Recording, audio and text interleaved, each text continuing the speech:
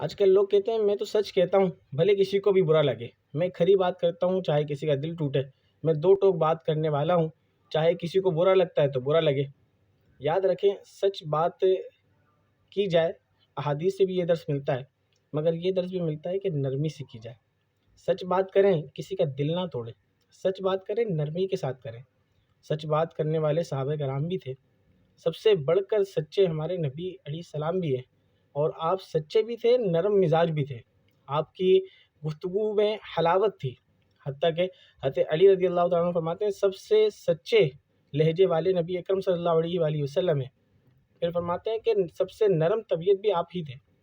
یعنی حضور علیہ الصلوۃ والسلام کا انداز ہمیں یہ بتاتا ہے کہ سچ کہنا ہے مگر نرمی کے ساتھ کہنا ہے، اور ہم لوگ سچ کہتے ہیں مگر کہتے ہیں کہ کھری بات کرنے والا ہوں، چاہے کسی کا دل ٹوٹ جائے، چاہے کوئی غمزدہ ہو جائے، چاہے کوئی ڈپریشن کا شکار ہو جائے، ایسا نہ کریں۔ حکمت بھی کوئی چیز ہے، ہم نے سچ کہنا ہے مگر